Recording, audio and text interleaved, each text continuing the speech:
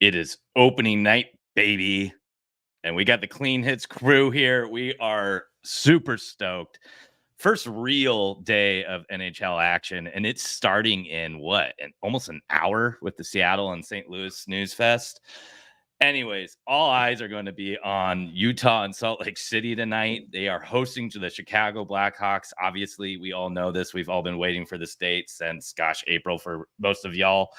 And I cannot wait. I think that place is going to be rocking. I keep on seeing pictures from the concourse, everything they're setting up. The guy, Jaquan, I believe, is playing Tipsy before the game, or the guy who covered that Jaquan Tipsy song. I don't know that guy's name. Shabuzi is playing. But more importantly, the Utah Hockey Club puck line is going to hit tonight. So make sure you're grabbing that while you can. It was plus 142 this morning. We got a ton to talk about with obviously the start of the season. Just extremely exciting stuff here.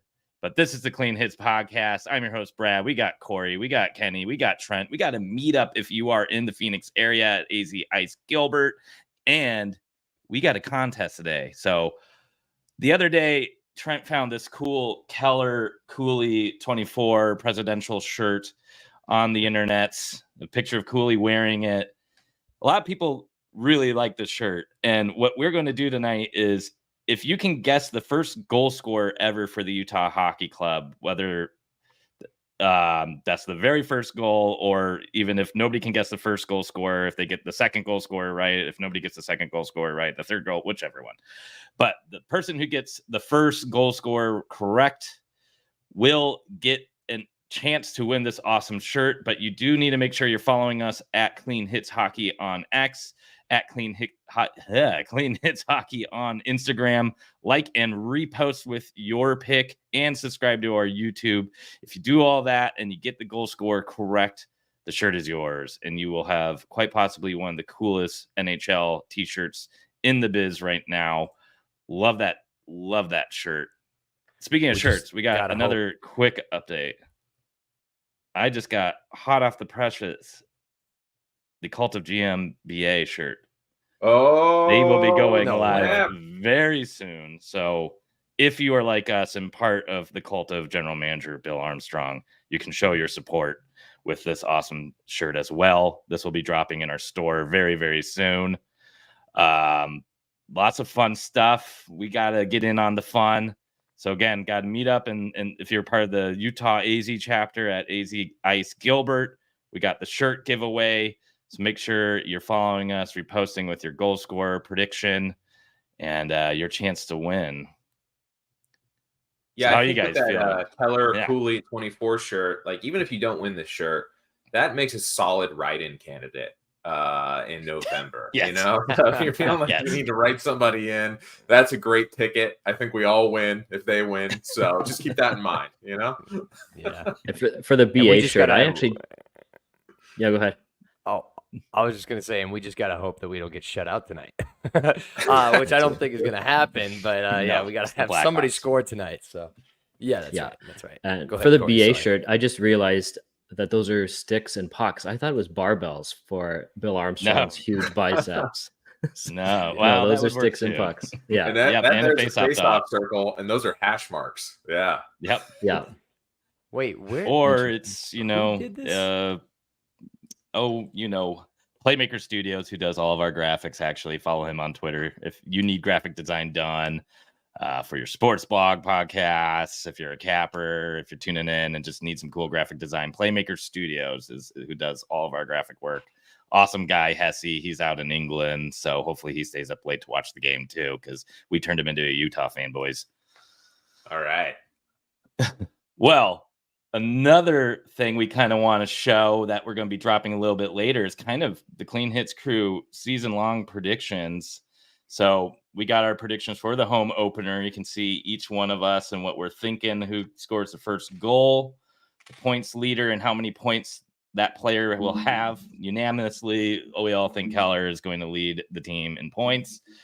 If the team will make the playoffs, Trent, I think you're probably just going against the grain here, or you're actually a hater. But cup winners and runner-ups. So we are going to be keeping our tabs on this to see how we do throughout the season. But let's talk about the most pressing matter, and that is the home opener tonight. Liam O'Brien is in the Spicy Tuna, going to make the team on day one. We all knew this was coming. We've heard some chatter on Twitter and in the Discord that maybe it wouldn't. It's definitely happening. Obviously, we all knew. I think the only thing that we don't know is he going to drop the gloves in the first period, second period, or third? I'm almost wondering if they have his line starting. Oh, that's right off the face-off. Yeah. I don't know if they'll do that. I don't know if they'll do that. Maybe the first lull in the action. Yeah. So he would go against Pat Maroon, maybe on Chicago, looking at their lines here. Maybe Nick Foligno, captain there, gets in a fight in his first game as a captain. Yeah, I think Maroon is Maroon in the lineup. Do we know that? I'm just looking at the daily face-offs. Stick tap Frank Sarabelli. Their lines here. They got Pat Maroon on the fourth line left wing. Yeah, he'd be a good candidate. I'll tell you, the one guy he's not going to fight that I'd love it if he did would be Tyler Bertuzzi, but I don't think that's going to happen. But it would be amazing if it did. That would be incredible. Yes. Yeah, actually, we should double down on this giveaway. If you can guess the period which Liam O'Brien will fight and with who, we'll do a second shirt. You heard it live here. We got some goal scorer predictions trickling in from the stream too. Jason M thinks it's going to be Gunther, so make sure you give us a repost and a comment on Twitter to make sure that entry is in there. So if you do win, we can potentially get you that shirt. It's going to be Ellie from Tutatari. I'm not totally sure which player this is, so let's know. Tolvanen? Are we talking about Tolvanen? It's got to be Utah player. So, but anyways, keep your predictions coming in. The other big thing that was announced today was the fact that Kraus is getting what are they officially titling associate captain. Associate captain. Yeah. So the associate to the director of captaincy. Yeah. I was going to say regional. It's kind of like a Dwight role, right? What are you guys' thoughts on this? I'm kind of catching up on the news this morning. It's been crazy in Betsky land. Yeah, unique for sure. I didn't think it had ever happened before, but then I saw on Twitter, I guess Nashville did it one year, and I think it was Ryan Ellis was the guy who had it. So, I mean, the A can stand for whatever. A lot of people say it's assistant when it's an alternate, but I mean, really same thing. And then gonna, I guess, rotate the third A, and maybe that's a discussion point as who can wear that. I think we'll see Schmaltz wear it. I think we'll see Sergachev wear it. Maybe Dylan Gunther at some point. And who knows how they rotate that, whether you're on home ice or on the road. Yeah, it seems like the nice thing. We've seen that set before where it's like 4 alternate captains, 2 for the home, 2 for the road, that kind of thing. And you usually see more of that when there is no captain, but we are seeing like bigger and bigger leadership groups. I think like half of Calgary is wearing a letter this season. Yeah. So I think that Utah is going to be a little bit more traditional where we have 2 guys wearing it every night. And then I think they'll probably just alternate that third guy on a regular basis. I know that we've seen this kind of thing with coaching staffs before, where the associate coach is kind of a little higher level than maybe the assistant coach, maybe gets paid a little bit more, has a little bit more sway in the hierarchy. But it's a little bit new to leadership groups, I think, for players, but we're seeing a lot of experimenting in the lab with leadership in this league, with teams like Calgary and now Utah doing things a little bit different and not quite so traditional. So it'll be interesting to see how it evolves over time. Yeah, I agree. And I think a lot of those teams where they all have the assistant captaincy, I think it's always a nice indication that your team's probably not very good yet. Fortunately, right, maybe I'm missing one. Yeah. Usually it's a team in transition that kind of has a whole bunch of A's, but I was I like this news though. I think Krause is kind of deserving of that. We talked about Keller's captaincy on the last episode of the podcast, and I definitely think that is probably the right choice. I think there's a lot of behind the scenes things we don't see with Keller. He may not be the most vocal person on the ice, but it's starting to come out more and more as he gains confidence and becomes more of a veteran in this league anyways. So this feels right to me. 100%. And having Krause there, there was a quote that, Keller kind of pushes the pace. And then I think it was Cherney said that Krause is a little bit more of that protector role. I think a lot of times you'll see the captaincy go to either the best player on the team or that big power forward type, the more of the physical presence at the top of the lineup. Yeah. In this case, we kind of have both of those archetypes, both of those personas represented with Keller and Krause. So it makes a lot of sense. Yeah. Another comment from the chat from Buddha Hafal Guitars. We all know it's going to be number 7, aka T'Challa Kesselring. Easy for you to say. I love that. If Kesselring gets it, make sure you've submitted that on Twitter. I think I saw one earlier. If that's you, if Kesselring gets it, I'll double down and send you a clean hit shirt on top of the Keller Coolie, especially As much one. At that point, you should probably put like $5 on it because I'm sure the odds are like plus 2,000 or something. That's exactly where my head was at too, Brad. I was like, Brad will be proud of me if I say this. I think that you need to throw some money on that. If you're betting on a T-shirt, might as well throw $10 on it. Yeah. And as much as I picked Keller to get the first goal, I do hope it is. If it's not Keller, I hope it's somebody memorable, somebody who's going to be with the franchise for a long time. Because this is going to be in the record books, right? So, I mean, Ian Cole is a really good player, but if he gets the first goal, it's going to look a little funny in the future. Yes. But we did talk about this last pod where we thought, how funny would it be if it was O'Brien? Like you mentioned, it would have been like a beautiful bookend. And while he may not be with the team long term, it would be. There's not a better way to write that than having Spicy Tuna score the first goal. So nice little Gordie Howe hat trick on opening night. It'd be unbelievable. And at that point, there would have to, I think you mentioned it on the last pod, there would have to be a Liam O'Brien Spicy Tuna statue outside of the Delta Center. If somebody's really good with AI, I would love to see a bronze Spicy Tuna celebrating one of his 3 goals of the 3-year contract he has with the Utah Hockey Club. Yeah. I think I saw that they're selling jerseys with, it doesn't say O'Brien on the back. It says Spicy Tuna. Is that right? That's incredible. There might be AI. I don't know. That would be hilarious. I know a couple other teams. How funny would it be if Liam O'Brien of all people leaves this indelible impression on the formation of this franchise with the pep rally and then coming out and having the big fight in the preseason to get people amped up and then scoring the first goal, of all guys, right? And then scoring in that final game when everybody knew they were moving to Utah and all eyes in Utah were tuned into that game. It's like a legend. From healthy scratch to legend status over the course of one summer. What a trajectory, right? Yeah. Moved into the development coaching after he retires, and then becomes an assistant coach for the team, and then eventually head coach, and gets a little chip of the ownership. He looks like media. He'd have a podcast talking tuna. Yeah. Oh, geez. Yeah. At this point, he may need to be reaching out to you, Trent. As soon as that ginger goes white, too, he could be the mascot, right? Yes. He's got a Yeti. But I think just a layup decision, obviously, by Andre Tourné to get him in the lineup tonight, too, right? I mean, Michael Carcone and Kale Yamamoto had really good preseasons, 3 goals each. But this building, it's going to be packed. They're giving away shirts. They're giving away rally towels. There's going to be all kinds of media there. It's a national game. It's on ESPN, right?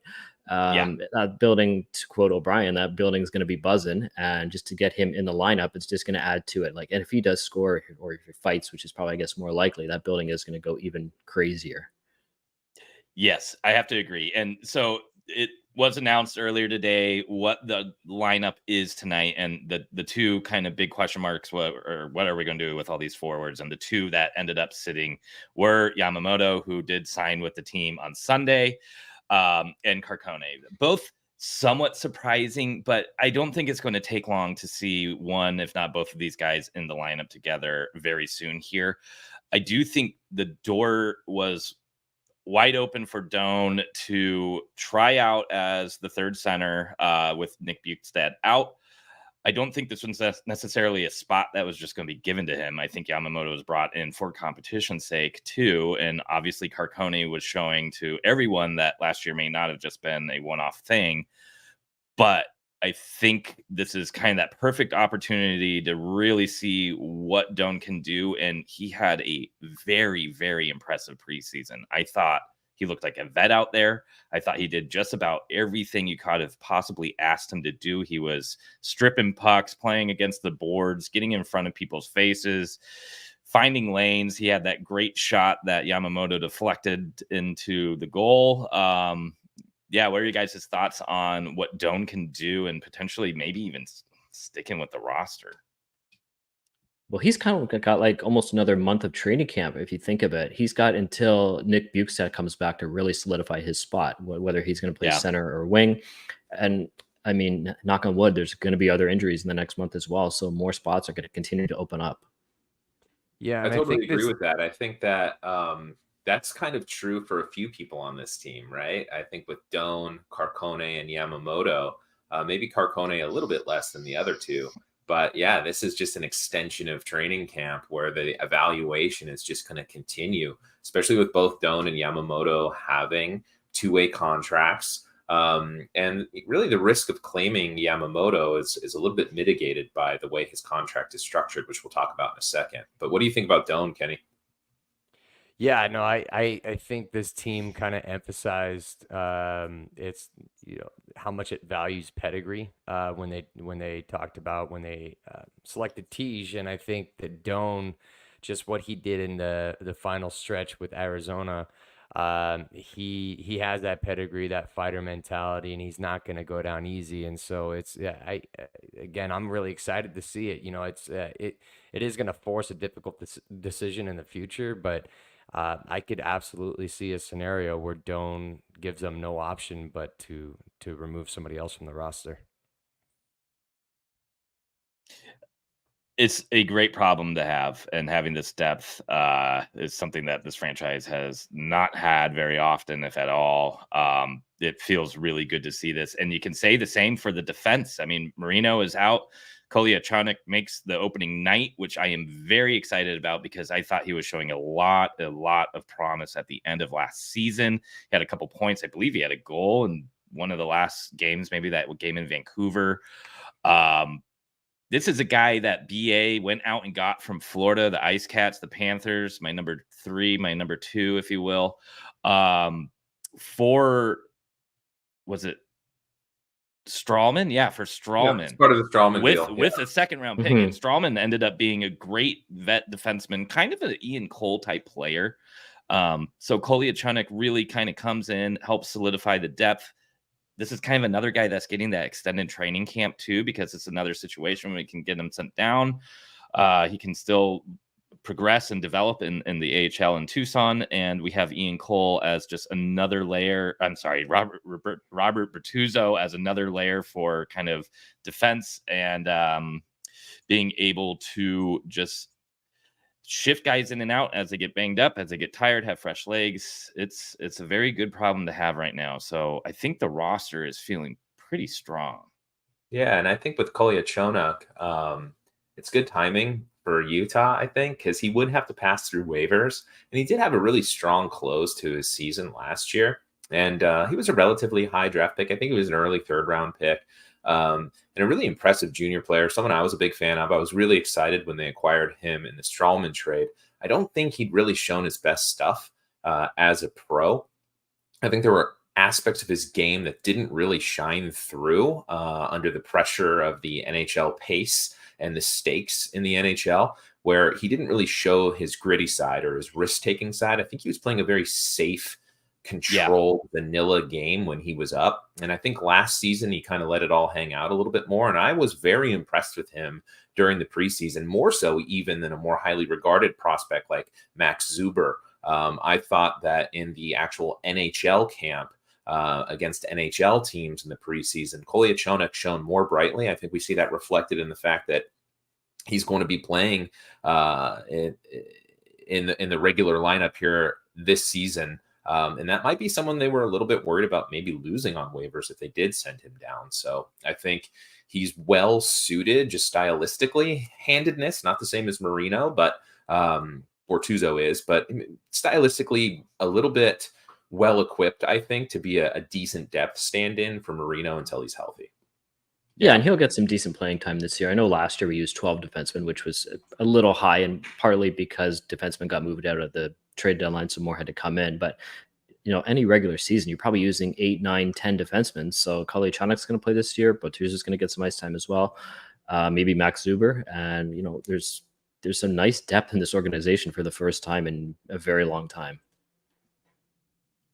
Yep, agreed. And if you are a new Utah fan and want to get all caught up on this roster, learn who all the players are, what they're about, we have a 2024-2025 Utah Hockey Club player roster primer. We go through every single person on the roster at cleanhitshockey.com. This is where you can find all of our written material. We put out a couple articles a week. We'll be doing coverage all season long. We're still kind of getting through some of our player report cards. And if you can see here, you can go to each individual player, click on that link, and you can kind of see our preseason thoughts of how they were last season. Tons of information here. This is the best way to get caught up on the full roster. Be ready. So now you can go out, talk about all your favorite players at the bar, sound like a genius, give Clean Hits a little thanks. Also, with cleanhitshockey.com, we do have free articles, and then we do have paid articles. And then at some point, all the articles do kind of go into an archive. If you subscribe right now, it's $40 annually. Once puck drop happens, we're going to do a new promo for this. Until Utah Hockey Club loses their first game, we are going to keep it at the $40 annual subscription. After they lose their first game, this is going up to $60 a year. There is also a second tier kind of subscription where if you do another $20 up from that, you get a Clean Hits shirt along with your subscription. So definitely check that out. It's a great way to support this podcast, this show, this Utah Hockey Club blog community. We also have a Discord. If you're not in there, we have tons of activity during game days. We're having lots of fun over there. You can find all those links in our Twitter bio and at our link tree as well. And at the end of every article, we have links to all of our different areas with our content. Obviously, our Instagram's a ton of fun with Kenny kind of manning that. And then we have our YouTube, Spotify, and Apple Podcasts. So you can find us everywhere you want to be entertained and learn more about the Utah Hockey Club. So again, jump on that promo. Again, $40 annually until the Utah Hockey Club loses. So, this may actually go all the way into next season. You never know if they win all 82 games. But let's get into another team that is not the Utah Hockey Club and not the team they're playing tonight, the Chicago Blackhawks, but rather the Tampa Bay Lightning had an interesting roster decision when Connor Geekie made the team. Now, if you remember, he was drafted by the Arizona Coyotes / Utah Hockey Club back in 2022. 11th overall or 12th overall. The team moved up with 11th. Thank you. Moved up to draft him with San Jose's pick by providing them a late first and some additional seconds. He got moved to Tampa Bay in the Sergachev trade, and Geekie's had a really good preseason. I think he had 2 goals and an assist in one game. He had that big fight to stand up for Victor Hedman during a preseason game that did afford him, a 1-game suspension. But obviously got a lot of stick taps, a lot of respect in that room. And now he is a Tampa Bay Lightning, probably a little bit sooner than anybody expected. So kind of initial thoughts there. Definitely is maybe a little bit of a feel bad, but I still think this is going to be a win-win trade for everybody involved. I like Connor Geekie, but I've always kind of seen his development in the same vein as Maverick Lamoureux. I mean, they're kind of built the same. They're big and awkward, and they just haven't really filled out frame-wise physically. And I think he still needs some time. So in my opinion, he could have a great preseason, but in Tampa's case, I think he could really benefit going down to Syracuse for a year, playing there, continue to build out his game, continue to build out his body, come back in a year from now when he'll be 2021 at that point, and he can probably make the NHL at that point. But in my mind, he's always been somebody who just was going to be a long-term project in terms of his physical development, and I don't know if he's there yet. Yeah, he's a player that's been a little elusive to pin down what exactly his career trajectory is going to look like. I remember watching him a ton early on in his draft year and thinking, holy cow, this is a top 5 pick all day. When this guy's on, he is on. He can skate, he can hit, he can shoot, he can pass, he can do literally everything.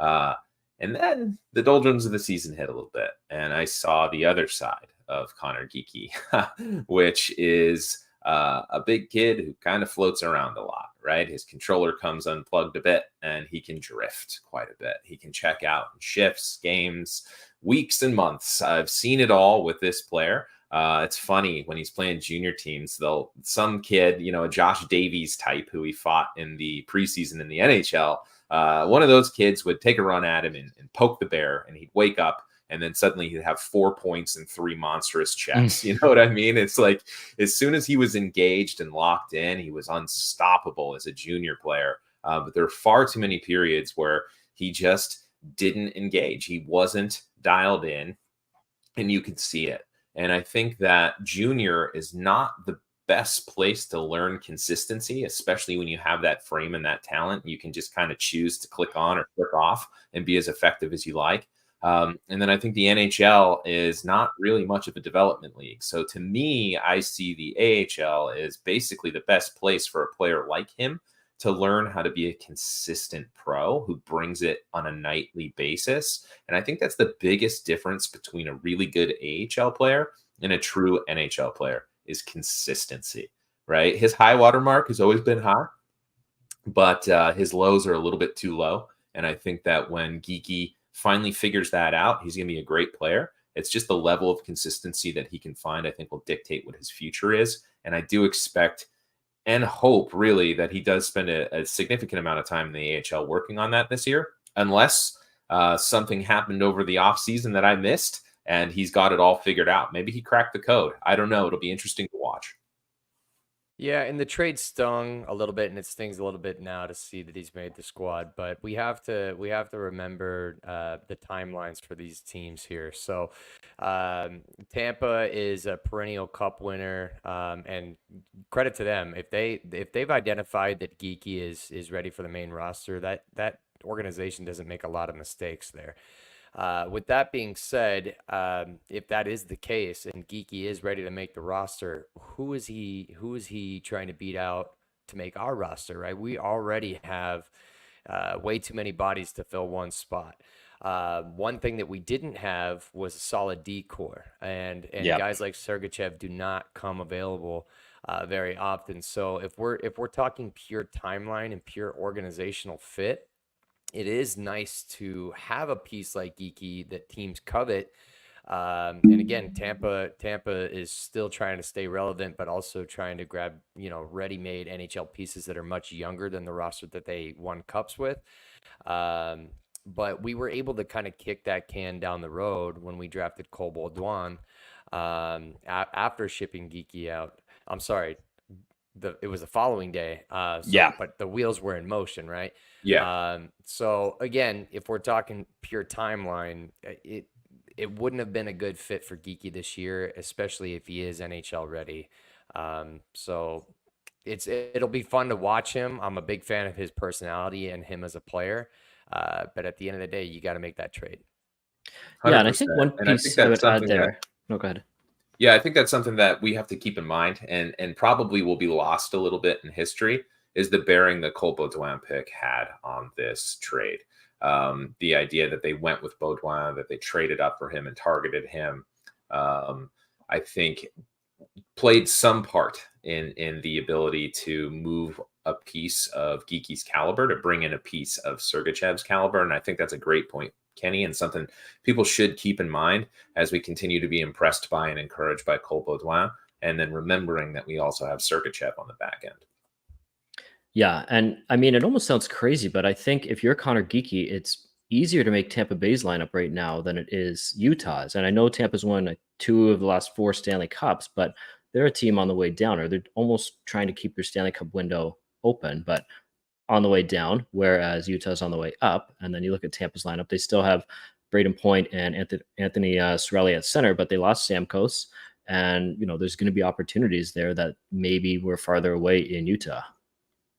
Right. Good point.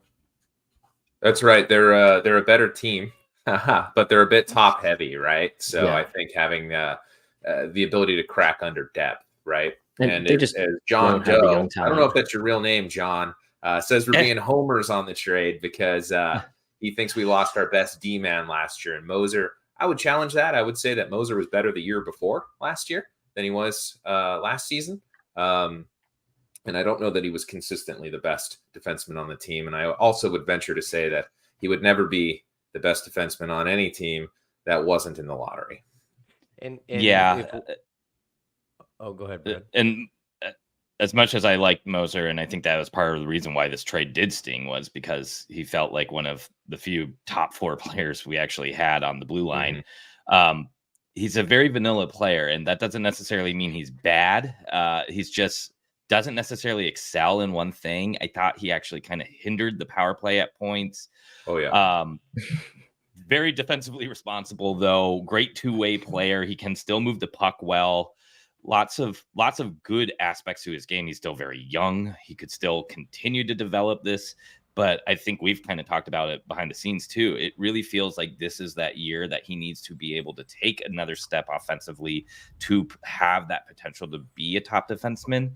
So you never know. I mean, he's in a great spot for that. And I don't think any of us will be upset. Well, I don't know if upset's the right word, but I don't think if any of us would be surprised if he becomes a better defenseman because he's in Tampa than what he could have had here, especially without somebody like Sergachev ahead of him. I think as far as this trade goes right now, I think it's potentially looking like a win-win for both teams. Maybe it does lean in Tampa's favor if Geekie really does become the top center in this league. If he becomes a very solid 2C, I think there's a lot of people that can make the argument that Tampa really got away with kind of retooling their roster on the fly. But again, having that top defenseman is going to be critical for this team. And I thought Sergachev looked really good during preseason. Yeah, and much like Baudouin pick has to factor into this. What we chose to do with our surplus of draft picks around this trade is important to remember. We were able to move up and grab a Geekie replacement in Baudouin in many ways that we maybe wouldn't have if this trade wasn't in the works. And then there was also the trade that happened right at the same time in which we elected to use a surplus of previously acquired picks to pick up John Marino. So if we hadn't moved on from Moser, I don't know that that's how they would have elected to use that draft capital. So in many ways, we kind of took these excess of picks, this surplus of picks, and mitigated some of the sting of the losses around the Sergachev trade to fill in some of those organizational depth areas to bring in somebody like Baudouin and somebody like Marino. Yeah, and and quick shout out to Brady. I think he's talking about me with my mic. Sorry, I had a little technical difficulties over here, so I hope you can hear me much better now, Brady. But I not to hammer on John Doe here, but I do think that you have to identify like what do you mean by when you say your best D-man, right? Because if you're talking purely offensive defenseman, well, we definitely upgraded there. If we're talking purely defensive defenseman, I mean, Ian Cole is, again, he's been in the playoffs, like, I don't know, 95% of his career. I'm probably pulling that out of nowhere. But I know he's been on playoff teams that have made deep runs, and he's coveted for that reason. He's a very sound defenseman. So, man, I love Moser. I was really bummed to see him as part of the package. I think it even stung a little bit more for me than Geekie. But that being said, I definitely think that we upgraded our defensive core tenfold. And again, we just got to keep tabs on Moser and Geekie and wish them the best. But you make that trade all day. Yeah, and I think this is going to be a really critical year to see what Sergachev can do as a top defenseman. I wrote a little bit about that in his preseason grade, so I think there's a lot of excitement to see what he can bring. And another sneaky thing is, with kind of the Russians coming in, he may actually be able to help supplement them and get them used and acclimated to North America and the National Hockey League. So there's a little extra like intangible situation there that we may be seeing in the next year or two here. But moving back to tonight's game, we got a tilt with the Blackhawks. Again, you know me, I'm on this Utah Hockey Club puck line. I think this is a game where the Utah being at home against probably Mrazek and Nets. I think Blackhawks have improved their roster a little bit, but I also think Utah has. And I think this is going to be one of those games that we were handed a fairly beatable opponent. And I think they're going to do it in fashion tonight. But outside of the Utah team, and what do you guys expect to see? I mean, obviously Bedard's skill is going to be one of the highlights. Is one of the most incredible players in the league right now, and it's going to be kind of all eyes on him as far as one of the Blackhawks players to see if he's taken that next step, what the offseason has done to him, and if he's going to start just rolling right into his sophomore season, or if we'll start to see a little bit of a sophomore slump from him this year. Do you mean Mrazek and net for the first 10 minutes before Gunther fires 3 by him? Yeah. I think he is starting tonight. He's starting in Ingram's goal for Mrazek Utah. is? Yeah. Okay. I think this is going to be a really important what am I trying to say? Benchmark. I guess this is going to set the tone. That's what I'm looking for. They're interdivision rivals. You got to stomp them out early. Yep. You got to show that they have young talent on that roster. Bedard is going to be a generational player, already is.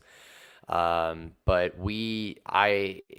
I think if you set the tone early and just let them know, like, hey, this is no longer a team that you can look at coming up on the calendar and saying, okay, we can start our backup goalie and we could take a night off. We don't have to skate so hard, etc. Set the tone with Chicago early and let them know that, hey, if we're battling you for a playoff spot, it's not going to be easy. So I like our chances. I like the way that we're starting at home. The Delta Center is going to be absolutely electric. And I think it's going to be a fun game to watch. I think it's going to be a high scoring game as well. Not trying to wish any ill will towards our goaltenders tonight, but I definitely think it's going to be a 9 to 10 goal game.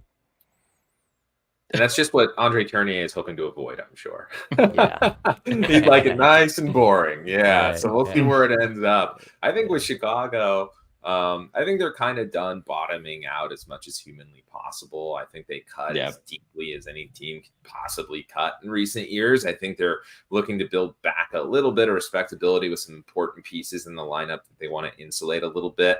But they did it in such a way that leaves the potential for them to be the worst team in the league again, because they added a lot of fairly solid veteran players who have either major injury issues or major consistency issues. So if the lineup is healthy and everybody's playing well, they're going to be a lot tougher to beat than people think. But if there's guys out of the lineup or guys in a slump, then they're going to be the league's punching bag once again, right? So it just really kind of depends on which Blackhawks roster shows up on any given night. You've got guys like Taylor Hall, who played like 10 games last season. You've got guys like Tyler Bertuzzi, where it's like, which Bertuzzi is going to show up? The one that helps you or the one that hurts you? The one with discipline issues or the one that's a consistent performer? And the whole lineup is really littered with guys like that. I mean, TJ Brody, who is a great player when he's healthy, which is rarely. Seth Jones, Seth Jones can be the kind of defenseman who earned the contract that he earned, one of the bigger defenseman contracts going at a certain time when he signed it. And then at other times looks, kind of pedestrian. So you really don't know what you're going to get from any given veteran player on this team at any given time. So it'll be interesting. They're dangerous and not one to be taken lightly, because if they all show up healthy and they all show up ready to play, they're going to be a tough out. It's wild that Seth Jones makes more than $1 million than Sergachev, and I think he's at least 4 years older. Seth Jones was a 2013 draft, and Sergachev was 2016, right? Yeah. Mm-hmm. Yeah. But sometimes Seth Jones is incredible. Sometimes he's forgettable, and that's true of a lot of the players on the Blackhawks team that are over the age of 25. Yeah.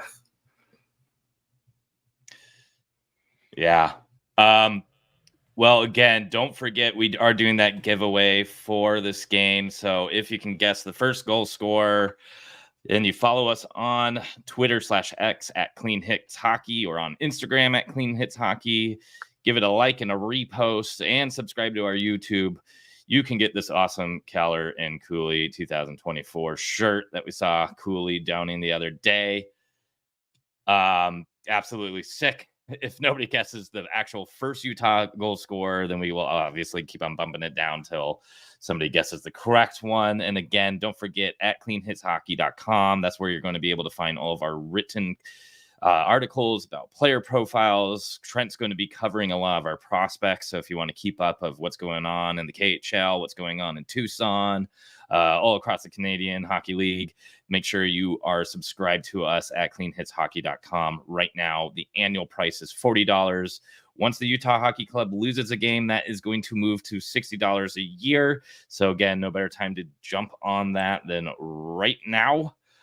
The last little bit of kind of conversation I want to have before we sign off here is the other week we did definitely have our tinfoil hats on with Nick Schmaltz, as he was not playing in the preseason and constantly kind of on a maintenance day. This was also kind of bubbling around the same time the Swayman negotiations with Boston were starting to get a little murky.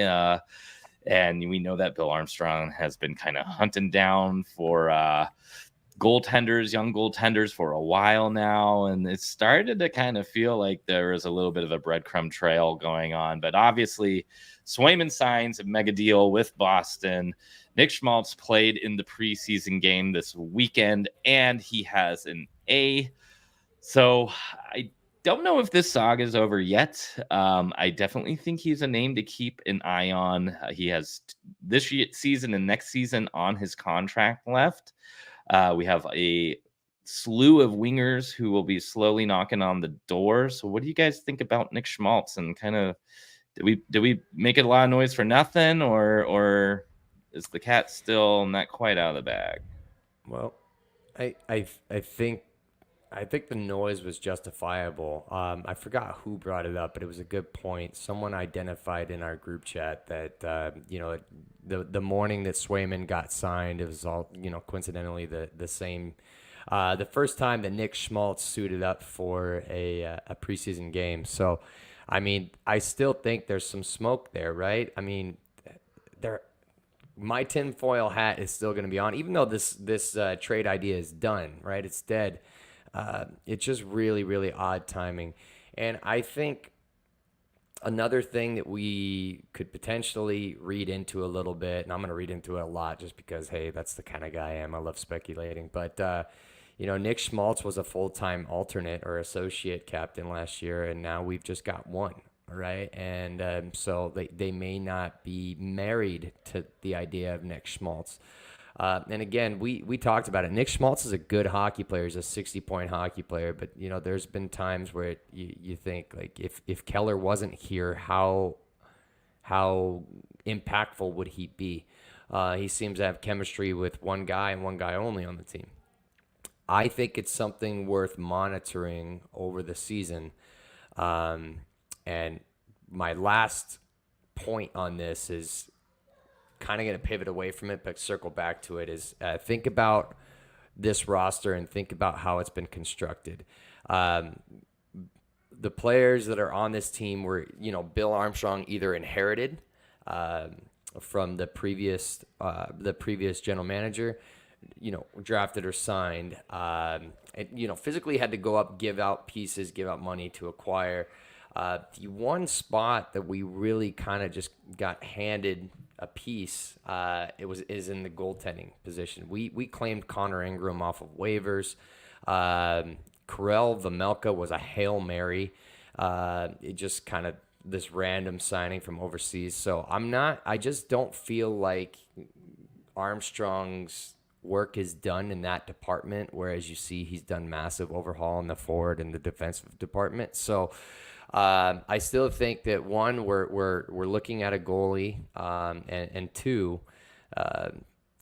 Schmaltz. I just don't see a long-term fit, and it'd be interesting to see what happens here, especially if we're competing later on in the year, if we look to upgrade that position.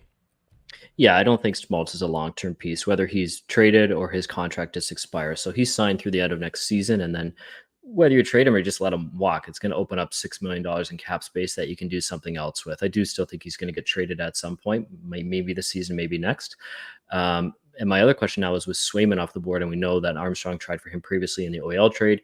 He tried for Demko in the OEL trade. He tried for Spencer Knight in the Chychrun trade, so 0 for 3. So now I'm just curious who our next goalie target is. I don't know if there's another one in kind of that same level as those three, so you might have to go a little bit younger, more of a prospect goalie. So there are some interesting names out there. I don't know what Devin Levy's long-term future is in Buffalo with UPL signed long-term there. There's a prospect like Dylan Guerin and the Rangers who's going to be blocked. I mean, we saw today that Igor Shesterkin, he turned down an 8-year extension, but that is coming at some point. So if you're a goalie in the Rangers system, there's no long-term future there as a starter.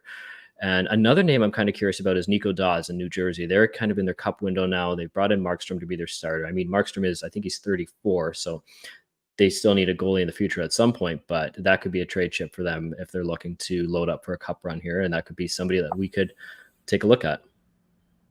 Yeah. And then of course we do have Michael Robel. So he may make this decision for BA. You know, if he comes out and just absolutely has a dominant NCAA performance this year, that is a BA pick. That is somebody that he did bring into the organization. And maybe if he elevates his pedigree, we can turn our attention to filling other areas of need. But it does appear that winger is kind of the surplus area there. So will we focus on defense or down the middle? Probably seems where the roster is the most thin. You know, regarding Schmaltz, I think I have a little bit of a prediction on this front. I think that Nick Schmaltz has come back into the lineup. I think that whether he's happy or he's not happy, I think the team that drafted him and the team that traded him is coming into town tonight. I know his brother's in town vlogging and posting about the game. And I do wonder if Nick Schmaltz isn't going to just pop off tonight and have a great night and have one of his hot streaks, his signature hot streaks. And I think that there may be a lot of people in Utah to start the season wondering, what the heck was all this talk about Nick Schmaltz's play? He looks elite, and he's the best player on the team. Maybe in October, and then November will come, December will come, and people will kind of see why the book on him is what the book is on him. So I wouldn't be surprised if he shot out of a cannon tonight. I hope to see it. I think it would be great. I'd love to see him make us eat our words tonight and contribute in a big way to a huge win. And best case scenario is that Schmaltz does have an incredible year. It gives us no reason to doubt him anymore. And Ingram solidifies himself as a true number one goaltender behind a good defense. And we don't have to worry about either of these things anymore. That's right. Yeah, so that's best case scenario. It could very well happen. We're not trying to sound sour on Schmaltz. It's just, again, where there's smoke, there's fire. And you always have to look to improve, and especially with this team on the precipice of something big. So that's why we're talking about it a lot. But I'll throw one last name in there in the goaltending carousel. I don't know why, guys, but I have a funny feeling that Sebastian Cossa out of Detroit is going to become available later on this year. Detroit is in desperation mode. Wow. Yeah, John Doe said it too. John Doe is actually he's got the least creative pseudonym ever known. Yeah. The fifth member. Wow. Hey, that's so funny. It's going to look like I stole that from him. I promise you, John, I didn't.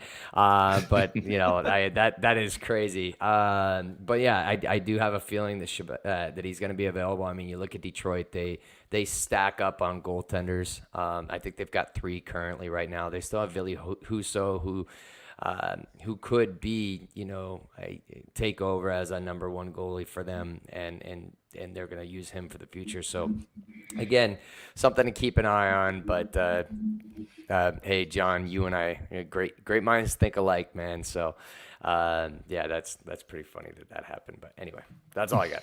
Dawes was a great pull by Corey, though. When he said that, my eyes got a little wide. So, and Kosa is kind of the same thing. These are two giant goalies. We saw with the selection of Robble that may be what they're looking at. And, Knight and Demko and Swayman are all pretty above average size goalies as well. So definitely a name to think about in Kosa, who's in some ways the Connor Geeky of goaltenders. But we'll see what the future holds for him too. I don't think the Knight dream is dead either. I mean, I do. Bob Brovsky is. I know he's older. He's like 36, but he's still put up an amazing year last year, and I do think that Knight could potentially be available, and something that we may try to revisit. I don't know what the fit is there. I don't know if it's you trade somebody for an asset that you use later on to acquire Knight, but I would keep your eyes on there as well. Yeah. Well, I know that BA's burner account would tell you, Kenny, that we can forget about all these goaltending prospects because Connor Ingram's going to put up 50 shutouts this year. So you can forget all of it. And that starts tonight. Yeah. In our 82 win game season, 50 of those are going to be Ingram shutouts. So I forgot about that. Yeah. So. Well, hey, we are officially, a few hours. I can't away. do math right now. 6 hours? 6 hours from puck drop? 5? 6. 6. Thank you. I'm like trying to go through all these time zones in my head and trying to think of the other Starting games. at 10 Eastern. Yeah, thank you. I might need a pregame nap. Gosh, yeah, no kidding. Pre-workout. We're 20 minutes away from the first puck drop of the slate today. Again, Seattle and St. Louis are going to square off, followed by Florida and Boston. And then, of course, Utah Hockey Club's taking on Chicago. All of our friends in Utah have a ton of fun tonight. SLC Puck, I know, will be at the game. I hope he loses his voice screaming and howling and doing whatever the hell he wants to do up there at the game. Frank Saravelli, friend of the podcast, if you see him walking around, give him a pat on the back for some of those tidbits that he brought onto our show. Matt McConnell will be doing the play-by-play. I think they're in the concourse too, so make sure you give him a wave. All three people who have been on this show, and we cannot wait to watch the first game tonight. You know me, I'm already on that puck line. I love Dylan Gunther goal. I love his shots tonight. Clayton Keller has a great history against Chicago, along with Schmaltz, who used to be on the Blackhawks. Going to be a fun game. I think we're going to double down on the promotion too. So if you can guess when Liam O'Brien fights, which period, and who he fights with, we will do a second Cooley and Keller shirt. You only get that if you are listening to this YouTube episode, the stream though, or if you're in the Discord. So that's going to be our little secret one. Anyways, thank you all for joining. I'm just excited. I think this community is a lot of fun. It's been such a blast watching this kind of grow over the 4 months since we started. I want to thank my co-hosts, Corey, Kenny, Trent. Thank you guys for taking this ride with me. This has been awesome. And tonight it becomes real, huh? Yeah, that's it. This is so fun, and we appreciate all of you guys because it grew a lot faster than I think anybody anticipated, and, yeah. which is awesome. And we hope it grows exponentially more. And we can't do that without your guys' help. So thank you. Yep. Yeah. Hop in the Discord tonight if you're not at the game, or even if you are at the game, get in that Discord, get in the game day thread, chop it up with everybody. That thing is buzzing all the time. That's the place to be for game time chat is our Discord. It's firing on all cylinders in there every time, even in the preseason. So I can't even imagine what it's going to look like tonight in there. Hop in. Yep. If you haven't yet, now's the time. Yep, absolutely. And hey, I want to do one last shout out to Rod, who is a great contributor and a member of the Discord too, because he predicts Chicago own goal, which may be even more outlandish than the Kesselring first goal for Utah, but you never know. You never know. Yeah, I think if the first goal in the game is a Chicago own goal, Rod Anderson is the first owner of a Cult of BA shirt. How about that? Absolutely. And I think we'll have to get his bronze statue next to the spicy tuna one and down the road. Yep. Agreed. All right, everybody. Again, follow us on YouTube, Spotify, Apple Podcasts. Come join the Discord. Make sure you're following us on Instagram and Twitter. And otherwise, adios, friends. Let's have a killer night and let's have some fun. See ya.